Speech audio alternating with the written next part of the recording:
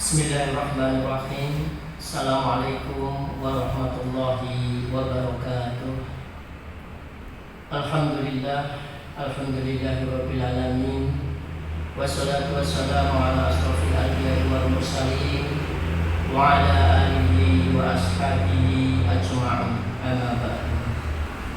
Kepada anak-anakku peserta bersama MTSN 1 Karanganyar yang saya cintai, terlebih dahulu mari kita panjatkan rasa syukur kita kehadirat Allah SWT yang telah memberi kesehatan, kenikmatan kepada kita sehingga kita dapat melaksanakan kegiatan matsama dengan daring. Walaupun dengan daring mudah-mudahan tidak mengurangi akan hikmah, akan manfaat dari kegiatan matsama. Yang kedua, salam dan salawat kita sanjungkan kepada junjungan Nabi Muhammad SAW yang akan kita mintai syafaat besok di yaumul qiyamah, dan semoga kita tergolong umat yang bisa mendapat syafaat dari junjungan Nabi Muhammad SAW. Anak-anakku peserta matsama MTSN 1 Karanganyar yang saya cintai, perkenalkan terlebih dahulu, saya nama Bapak Khairul Anwar, beralamat di Jeron, Nogosari, Boyolali.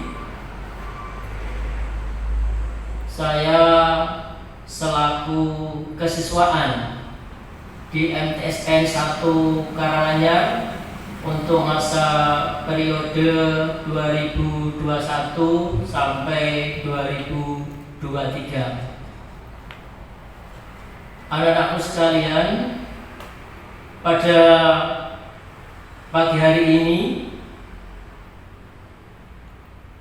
Pak Anwar akan menyampaikan materi tentang tata tertib yang harus dilaksanakan, yang harus dipatuhi anak-anakku sekalian di MTSN 1 Karanganyar.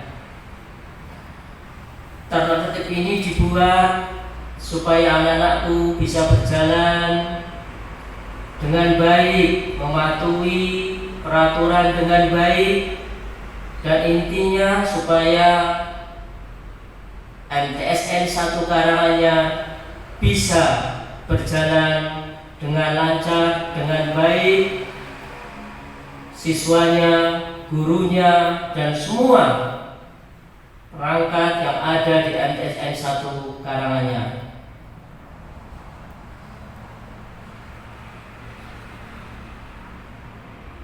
Untuk pasal 1 yang harus anak-anakku ketahui, yaitu berkaitan dengan hal-hal masuk sekolah. Yang pertama, semua siswa hadir di sekolah 10 menit sebelum bel masuk. Diusahakan sebelum bel masuk 10 menit anak-anakku sudah berada di madrasah. Yang kedua, siswa yang terlambat datang tidak diperkenankan masuk kelas sebelum mendapat izin dari guru piket. Seandainya ada siswa yang terlambat, mungkin sekali atau 2 kali, dia boleh masuk, tetapi harus mendapat izin terlebih dahulu dari guru piket.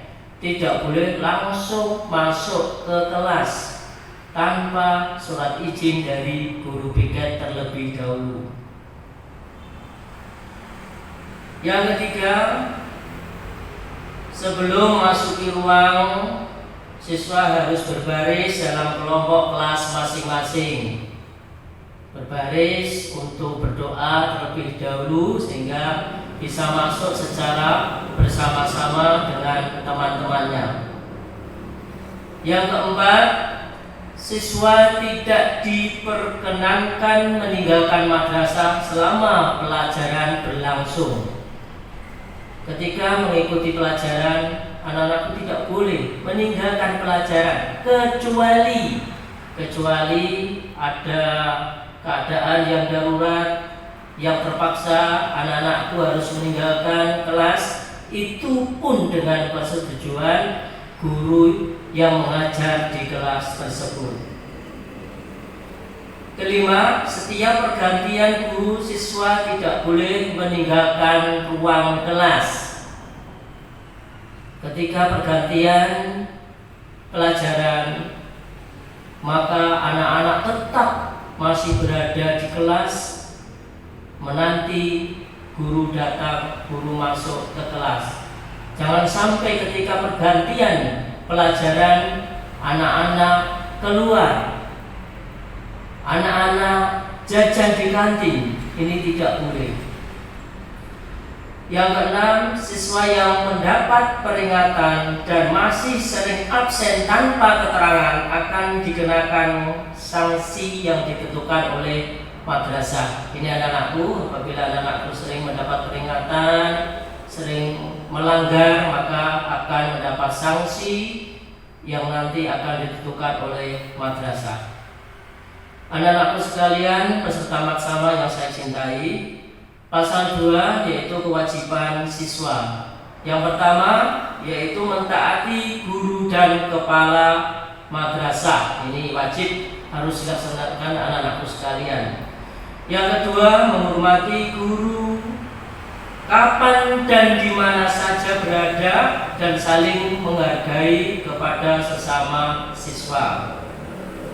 Yang ketiga, menjaga nama baik madrasah, guru dan pelajar pada umumnya.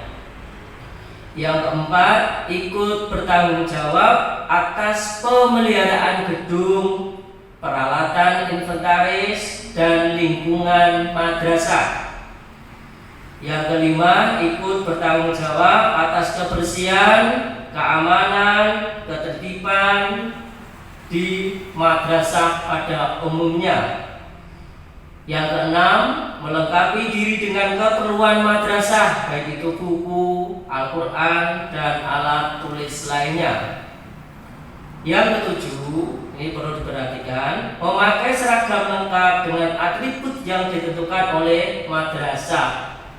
Hari Senin dan Selasa, anak-anakku berseragam OSIS dengan atribut lengkap. Hari Rabu dan Kamis, anak-anakku berseragam batik sesuai dengan identitas dari madrasah. Hari Jumat dan Sabtu, anak-anakku berseragam pramuka lengkap. Untuk sepatu, anak-anakku memakai sepatu berwarna hitam, ikat pinggang juga hitam, dan kaos kaki yaitu memakai identitas dari madrasah. Yang kedelapan, mengikuti pelajaran dan kegiatan lain yang diadakan oleh madrasah mulai awal hingga akhir. Kita harus mengikuti pelajaran sampai selesai, tidak boleh bolos atau dia keluar di tengah pelajaran. Yang kesembilan, ikut membantu agar tata tertib madrasah dapat berjalan dan dipatuhi secara optimal oleh siswa. Anak-anak sekalian, pasal yang ketiga yaitu larangan bagi siswa. Perlu diperhatikan, larangan bagi siswa. Yang pertama, meninggalkan pelajaran dan kegiatan-kegiatan madrasah sebelum berakhir. Ya, sudah jelas. Yang kedua, keluar dari halaman madrasah tanpa seizin kepala madrasah atau guru piket. Ini keluar dari madrasah tanpa seizin guru piket. Yang ketiga, selama kegiatan belajar mengajar berlangsung tidak diperbolehkan membuat gaduh atau membuat keramaian di dalam kelas. Keempat, membeli makanan di luar lokasi atau lingkungan madrasah. Jadi di kantin sudah ada, di madrasah sudah ada, tidak diperbolehkan ketika jajan itu di luar lingkungan madrasah. Yang kelima, merokok, meminum minuman keras, menggunakan ganja dan narkoba. Ini hal yang sangat-sangat terlarang dan sangat bagi anak-anakku apabila melakukan pelanggaran ini memalukan MTSN dan nanti sanksinya lebih berat, maka dihindari bagi yang merokok, meminum minuman keras, apalagi menggunakan ganja ataupun narkoba. Yang keenam, membeli buku atau kitab atau peralatan lainnya di luar madrasah selama di koperasi madrasah itu ada.